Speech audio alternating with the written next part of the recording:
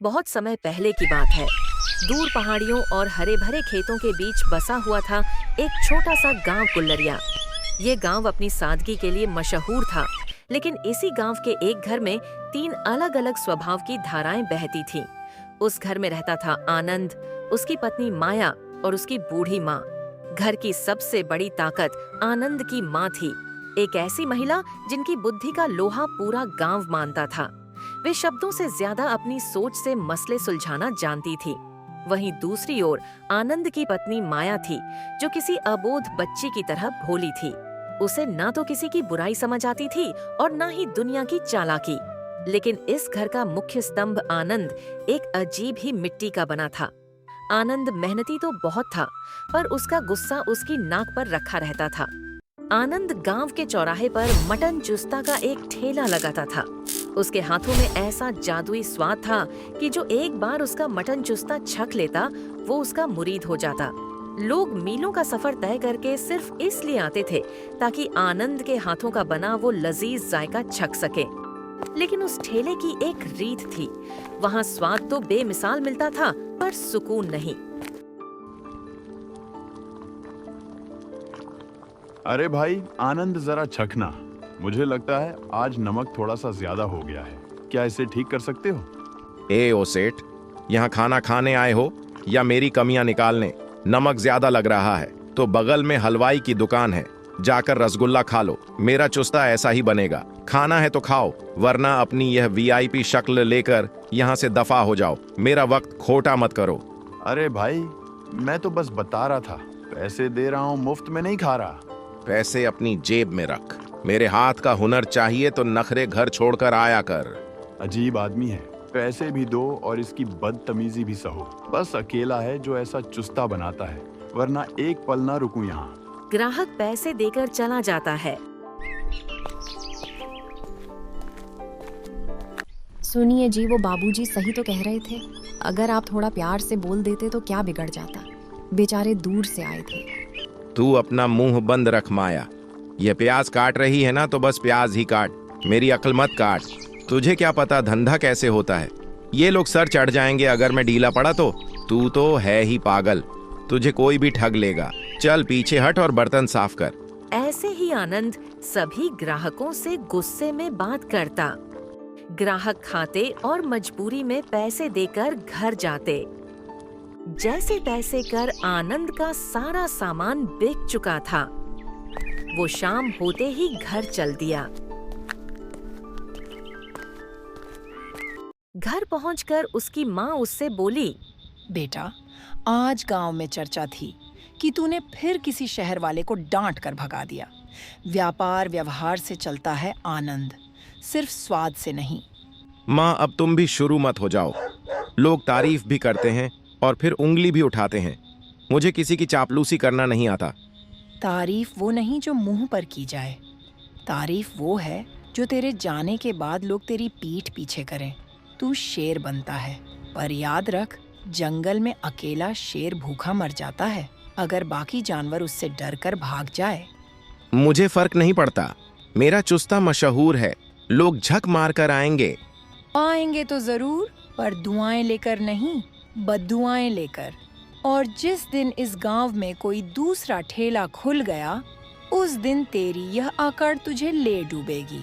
आनंद अपनी माँ की बातों को अनसुना कर वह सोने चला जाता है और फिर अगली सुबह उठकर वह सलीम के पास मटन चुस्ता लेने चल देता है। अरे आनंद भाई, इतनी जल्दी सूरज को तो ठीक से उगने दो। सूरज तेरे भरोसे नहीं उगेगा। मुझे आज एकदम ताजा और चुनिंदा माल चाहिए।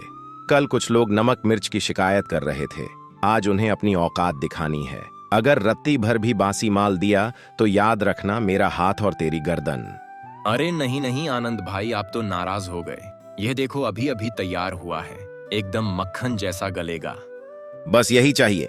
दाम जो मांगना है मांग ले, पर माल में कमी नहीं होनी चाहिए। वह पैसे देकर माल को लेकर घर आता है। उसे अच्छे तरीके से धोकर अपनी कढ़ाई आग पर चढ़ा देता है और बढ़िया बढ़िया मसाले डालकर उसको अच्छे तरीके पकाता है।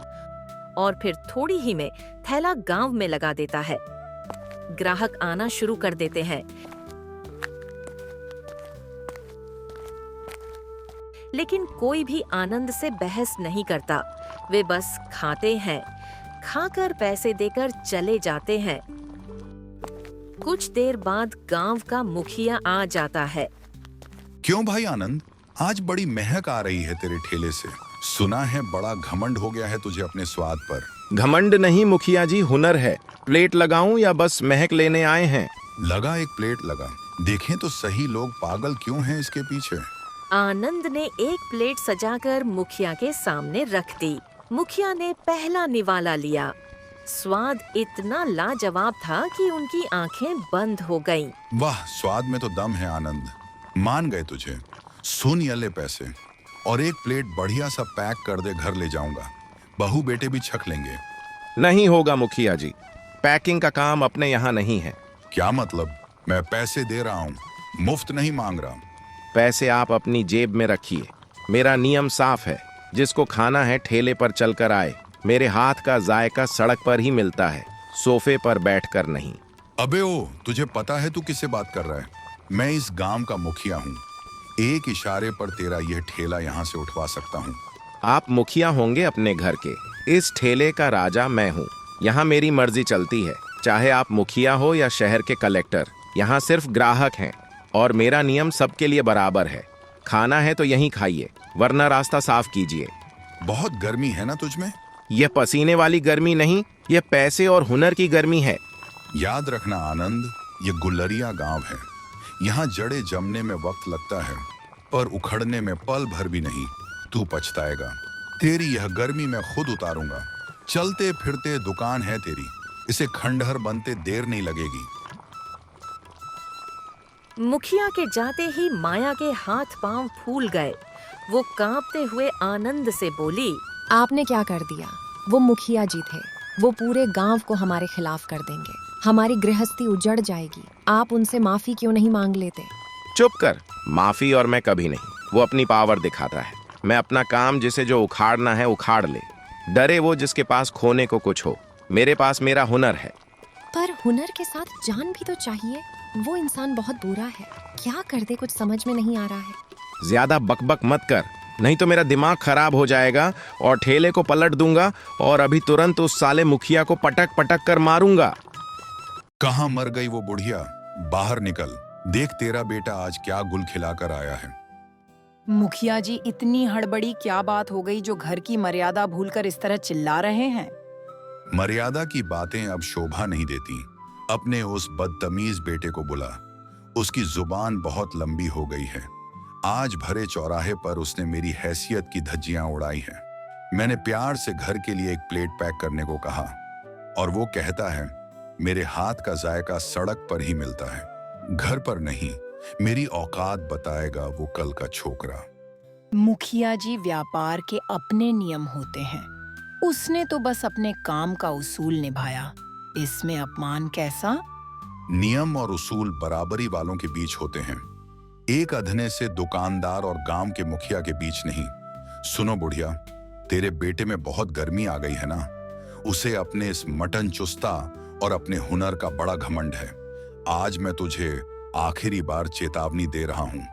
अगर आज रात के अंधेरे से पहले आनंद मेरे पैरों में गिरकर माफी नहीं मांगता, तो कल सुबह गुलरिया में उसका कोई नामो निशान नहीं होगा। धमकी दे रहे हैं आप? धमकी नहीं, ऐलान कर रहा हूं। अगर वह नहीं आया तो कल मैं उसकी वो गर्मी निकाल दूंगा जिसकी वजह से वह इतना फन फैलाए बैठा है। कल सुबह ना वो ठेला बचेगा, ना वो चूल्हा। और याद रख, शायद तेरा बेटा भी सलामत ना रहे। मैं उसके वो हाथ ही कटवा दूंगा जिससे वह इतना गुरूर पाले बैठा है। उसे इस गांव से ऐसा बेदखल करूंगा कि उसकी पुश्तें भी याद रखेंगी। ताकत का नशा अक्सर आंखों पर पट्टी बांध देता है। पट्टी तो मैं कल उतारूंगा। शाम तक का वक्त है, उसे समझा देना। या तो वह मेरी चौखट पर नाक रगड़ेगा, या कल श्मशान की तैयारी कर लेना। मेरी सत्ता को चुनौती देने वाला आज तक इस गांव में चैन से नहीं सोया है। शाम होती है। ठेले पर सारा मटन चुस्ता बेचकर आनंद और माया घर आते हैं। माँ, आज तो गजब हो गया। मुखिया आया था ठेले पर, बड़ा रौब झाड़ रहा था। मैंने भी साफ कह दिया, नियम सबके लिए बराबर है। पैसे का घमंड अपनी जगह, मेरा स्वाद अपनी जगह। बेटा, वो मुखिया ठेले से सीधा यहाँ आया था। यहाँ घर पर उसकी इतनी हिम्मत? क्या कहा उसने? उसने कहा कि तेरी गर्मी निकाल देगा। उसने खुली धमकी दी है कि अगर आज रात तूने उसके घर जाकर उसके पैरों में नाक नहीं रगड़ी तो कल की सुबह तेरा यह थैला नहीं रहेगा। और बात यहीं नहीं रुकी आनंद। उसने कहा कि वो तेरे वो हाथ ही कटवा देगा जिनसे तू यह मटन बनाता है। हाथ कटवाएगा वो मेरे? मुखिया होगा वो अपने घर का। इस गुलरिया की जमीन पर अगर मेरा पसीना गिरा है तो मेरा खून गिरने से भी मुझे डर नहीं लगता।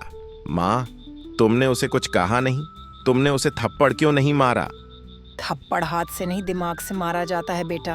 तूने जो किया वो स्वाभिमान था, पर अब जो तू करेगा वो तेरा भविष्य तय करेगा। मुखिया भेड़िया है, वो अकेला नहीं आएगा। आने दो उसे। कल सुबह मैं ठेला उसी चौराहे पर लगाऊंगा। वहीं कढ़ाई चढ़ेगी, वहीं मटन पकेगा। अगर मुखिया में दम है तो आकर रोक ले। मैं भी देखूं कि गुलरिया के मुखिया के पास कितनी पावर है।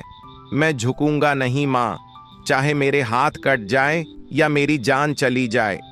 सुन आनंद, गुस्सा तुझे जला देगा। तूने कहा ना कि तुझे अपने हुनर पर यकीन है, तो कल वो कर जो किसी ने ना सोचा हो। मुखिया ने कहा है कि वह तेरी गर्मी निकालेगा। तू कल उसे ऐसी ठंडक दे कि वह ता उम्र याद रखे। कल ठेला भी लगेगा और मटन भी पकेगा, लेकिन एक शर्त पर। कैसी शर्त मान? कल तू अपनी जुबान बंद रखेगा। कल जब वो आए तो तू चिल्लाएगा नहीं। कल तू अपनी शांति से उसका अहंकार तोड़ेगा। मैं तुझे बताऊंगी कि क्या करना है। अगले दिन फिर आनंद सुबह उठता है, सलीम की दुकान पर जाता है, बढ़िया मटन चुस्ता लेकर आता है और उसे घर पर अच्छे तरीके से बनाकर अपना ठेला गांव के चौपाल पर लगा देता है। वो काफी देर तक ग्राहकों का इंतजार करता है, लेकिन कोई भी ग्राहक उसके ठेले के पास दिखाई नहीं देता है। माया, ओ माया, आज सूरज क्या पश्चिम से निकला है? आधा दिन बीत गया पर एक कुत्ता भी नहीं फटका यहाँ। ये गांव वाले कहाँ मर गए? पता नहीं जी, सुबह से देख रही हूँ, सड़क पर रौनक ही नहीं है। कल मुखिया जी ने जो कहा था, कहीं यह उसी का असर तो नहीं? अरे क्या खाक असर होगा?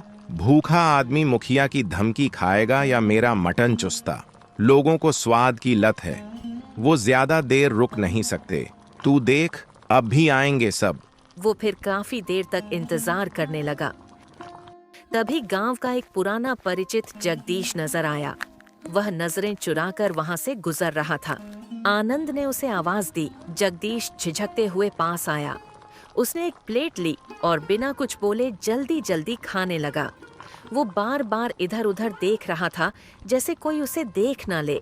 जगदीश भाई, एक बात बताओ, आज गांव में कोई मर गया है क्या, या कहीं मुफ्त का दावत चल रहा है?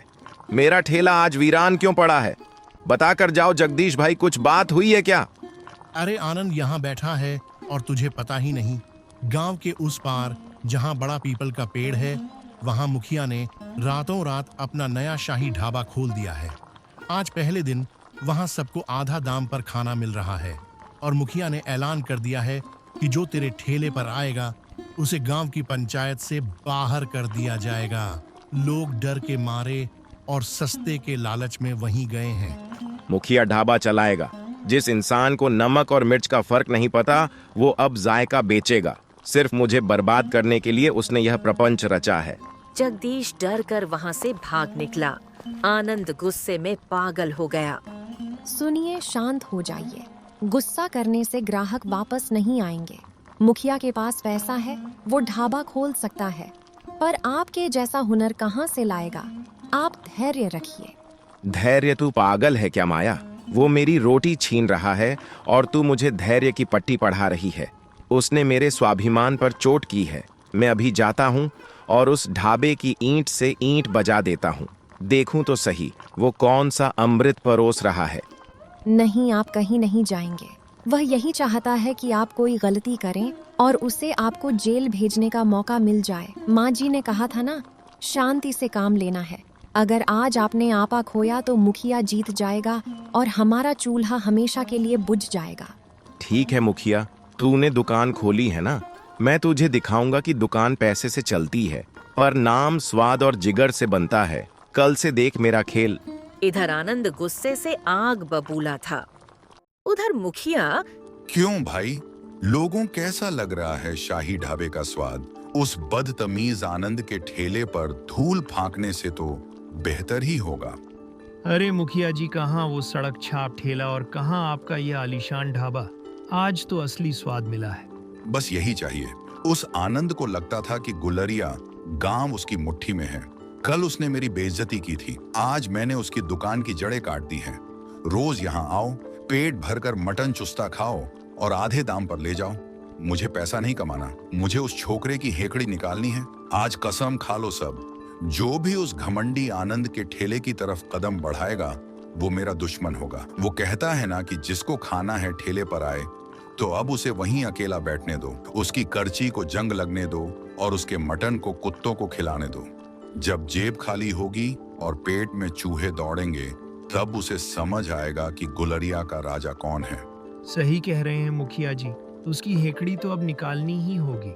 बहुत गर्मी दिखाता है सबको। अरे उसकी गर्मी तो मैं ऐसे उतारूंगा कि वो मटन बनाना तो क्या चूल्हा जलाना भी भूल जाएगा।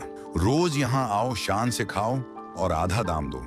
मैं देखता हूँ कि वो कब तक अपनी ईमानदारी और नियम का ढिंढोरा पीटता है। कल तक वो भीख मांगेगा, देख लेना। मुखिया ढाबा खोलकर बहुत खुश था और आनंद का सारा मटन चुस्ता बचा रहता है। वो उदास मन से घर जाता है।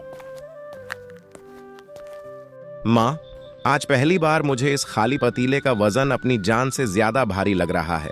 आज चौराहे पर खड़ा मैं खुद को अकेला महसूस कर रहा था। वो लोग, वो जगदीश, वो रघुवर, जिन्हें मैंने बरसों से अपने हाथ का जायका खिलाया, आज मुखिया के चंद सिक्कों और मुफ्त की रोटियों के लिए मुझे ऐसे देख रहे थे जैसे मैं कोई अजनबी हूँ। भीड़ हमेशा शोर की तरफ भागती है, आनंद स्वाद की तरफ नहीं।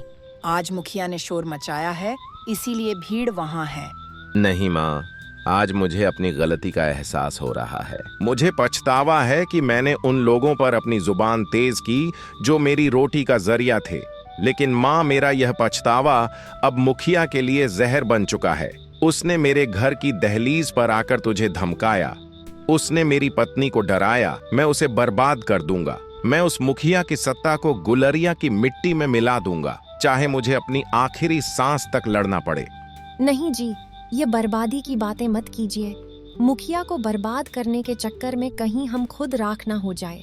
आप कहते हैं आपको पछतावा है, तो उस पछतावे को गुस्से में क्यों बदल रहे हैं? माँ जी सही कहती हैं। गांव वाले हमारे दुश्मन नहीं हैं, वो बस डरे हुए हैं। वो डर नहीं, वो लालच है माया। वो मुखिया के तलवे चाट रहे हैं। चुप कर आनंद, यही तो तेरी सबसे बड़ी कमी है। तू आज भी लोगों को छोटा समझ रहा है। तू कहता है तुझे पछतावा है। अगर सच में पछतावा है तो पहले अपनी जुबान पर लगा यह जहर उतार। गांव वाले कोई दुश्मन नहीं, वो तेरे ग्राहक हैं और ग्राहक की इज्जत करना कोई चापलूसी नहीं, संस्कार होता है। हाँ जी, मुखिया ने सबको भड़काया है कि आप बदतमीज हैं। अगर आप उनसे प्यार से बात करते तो आज मुखिया का ढाबा वीरान पड़ा होता। लोग स्वाद के लिए आते हैं पर सुकून के लिए दोबारा आते हैं। आपने उन्हें स्वाद तो दिया पर सुकून छीन लिया। अब भी वक्त है, गांव वालों की इज्जत करना सीखिए। अब क्या इज्जत करूं जब कोई पास आने को तैयार नहीं? मुखिया ने ऐलान कर दिया है कि जो मेरे पास आएगा उसे पंचायत से निकाल दिया जाएगा। वो मुझे सड़कों पर भीख मंगवाना चाहता है माँ। तो क्या भीख मांगेगा? सुन, मुखिया ने ढाबा खोला है क्योंकि उसके पास पैसा है। तू अपना दिल खोल क्योंकि तेरे पास हुनर है। तू कहता है तू उसे बर्बाद कर देगा। किसी को बर्बाद करने का सबसे अच्छा तरीका जानते हो क्या है? खुद को इतना कामयाब बना लो कि सामने वाले का अस्तित्व खुद ब खुद छोटा पड़ जाए। कल जब तू ठेले पर जाए तो अपनी करछी नहीं, अपनी मुस्कुराहट लेकर जाना। कल गांव वालों से नहीं, उनके सम्मान से बात करना। माँ जी सही कह रही हैं। अगर आप कल प्यार से पेश आएंगे तो मुखिया की हर साजिश नाकाम हो जाएगी। लोग उसकी रोटियां तो खा लेंगे पर आपकी दी हुई इज्जत कभी नहीं भूलेंगे। ठीक है माँ, ठीक है माया। कल मैं अपनी उस गर्मी को घर पर ही छोड़कर जाऊंगा जिसे उतारने की कसम मुखिया ने खाई है। कल मैं उसे दिखाऊंगा कि गुलरिया का यह दुकानदार सिर्फ मटन बनाना नहीं बल्कि दिल जीतना भी जानता है। पर याद रखना माँ, अगर उसने फिर कोई नीच हरकत की तो फिर यह आनंद नहीं, उसका काल खड़ा होगा। सो जा। अब कल की सुबह तुझे एक नया इंसान बनकर जागना है। याद रख, अकड़ टूटे हुए पेड़ की निशानी है। झुकना उस डाल की पहचान है जिस पर फल लदे होते हैं। अगली सुबह उठकर आनंद सलीम के पास जाता है और मटन चुस्ता लेकर आता है। और जैसे ही मटन चुस्ता को बनाने जाता है वैसे ही उसकी माँ कहती है, रुक आनंद, आज तू नहीं, आज मैं बनाऊंगी। आज गुलरिया को वो स्वाद चखना होगा जो तेरे पिता के समय में मशहूर था। माँ, आप पर आपने तो बरसों से चूल्हा नहीं छुआ। हुनर कभी पुराना नहीं होता बेटा। जा, ऊपर वाली अलमारी के पीछे एक पुरानी काली पोटली रखी है, उसे लेकर आ। उसमें तेरे पिता के हाथों के कुटे हुए वो गुप्त मसाले हैं जिन्हें उन्होंने मेरे लिए सहेज कर रखा था। उन्होंने कहा था कि जब घर पर सबसे बड़ा संकट आए तभी इसका इस्तेमाल करना। आनंद तुरंत मसाले को लाकर माँ को दे देता है। माँ उसी मसाले को उसमें डालती है और जैसे जैसे वो पक रहा था उसकी महक बाहर आ रही थी। माँ, इस मसाले की महक ये तो बहुत अजीब है। इसमें कैसी खुशबू है, ऐसा लग रहा है जैसे पूरा जंगल और जड़ी बूटियां इसी में समा गई हों। यह सिर्फ मसाले नहीं है आनंद, यह तेरे पिता का धैर्य और उनका लोगों के प्रति प्रेम है। देख, इसे ऐसे धीमी आंच पर भूनना है। माँ जी, वाकई इस मसाले का रंग और इसकी लपट बहुत अलग है। आज तक आनंद जी के मटन की महक चौराहे तक जाती थी, पर इसकी महक तो मुझे लग रहा है मुखिया के ढाबे तक पहुंच गई होगी। स्वाद जब नियत के साथ मिलता है तो वह अमृत बन जाता है। आनंद, देख, आज तुझे लोगों से लड़ना नहीं है।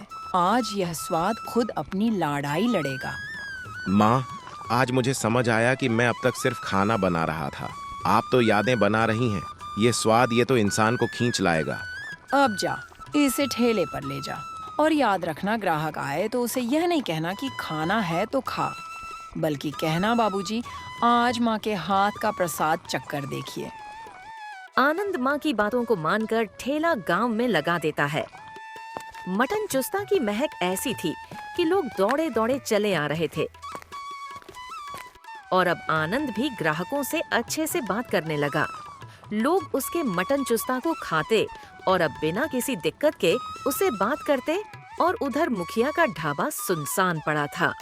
वहाँ कोई जाने को राजी नहीं था और फिर कुछ ही दिनों में उसने अपना ढाबा बंद कर दिया।